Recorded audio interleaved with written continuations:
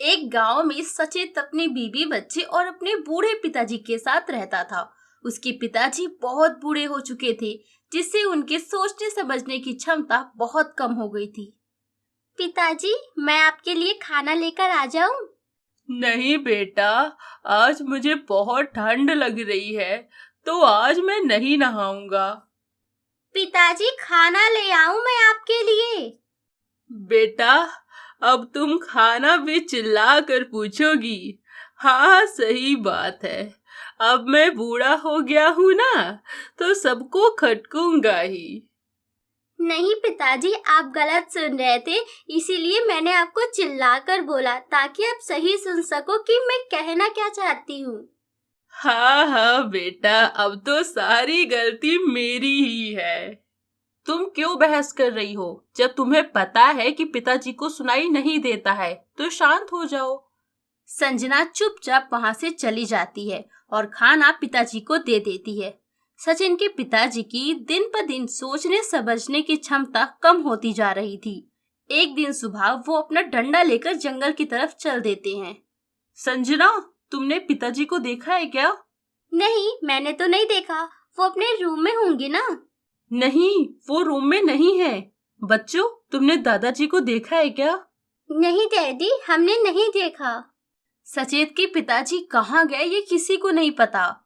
सचेत अपने पिताजी को ढूंढने के लिए पुलिस का सहारा लेता है। सर, सर, हमारी मदद करिए। मेरे पिताजी सुबह सुबह पता नहीं कहाँ चले गए। हम में से किसी को कुछ भी खबर नहीं है। वो बहुत बुजुर्ग हैं। मुझे तो डर लग रहा है, कहीं उनके साथ कुछ अनहोनी ना हो गई हो। ठीक है, हम तुम्हारी पूरी मदद करेंगे। तुम अपने पिताजी की फोटो तो लाए हो ना?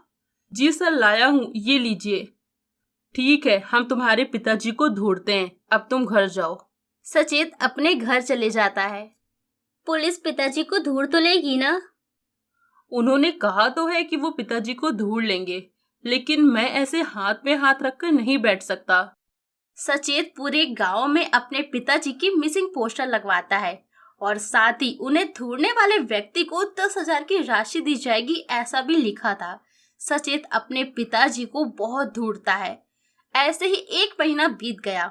न पुलिस कुछ जवाब दे रही थी और न ही उसके पिताजी की कोई खबर मिल रही थी। सुनिए जी, मुझे ये बोलते हुए बहुत अजीब लग रहा है, लेकिन मुझे लगता है कि पिताजी अब हमारे बीच नहीं रहे, इसीलिए हम उनकी आत्मा की शांति के लिए पिंडदान कर देते हैं। तुम्हें मालूम भी है तुम क्या कह रही हो?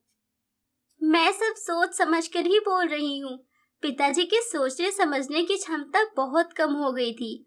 उन्हें मिसिंग हुए 1 महीना हो गया है। वो 1 महीना बिना खाए कैसे रह सकते हैं? सचेत संजना की बात मान लेता है। कुछ दिन बाद वो उनके नाम का पिंडदान करने वाले होते हैं। सचेत घर के बाहर जैसे ही उनके नाम की दिया जलाता है, उसी समय जोर से हवा का झोंका आता है, जिससे वो दिया बुझ जाता है। हाय रे दैया, ये तो बहुत ही अशुभ है। माँ, डैड, वो देखिए दादाजी आ रहे हैं। सब जंगल की तरफ देखते हैं और सच में सचेत के पिताजी सामने से चलते हुए आ रहे थे। ये देखकर सचिन की आंखों में आंसू आ गए। उसे रहा नहीं गया और वो दौड़ते हुए अपने पिताजी को गले लगा लिया। पिताजी, आप कहाँ चले गए थे? हम सब आपको कितना ढूंढे हैं। बेटा, वो मैं सुबह सुबह जंगल की सैर करने गया था, लेकिन फिर जब वापस आने को करा तो मैं रास्ता ही भूल गया और दूसरे गांव निकल गया। फिर मुझे एक आदमी मिला।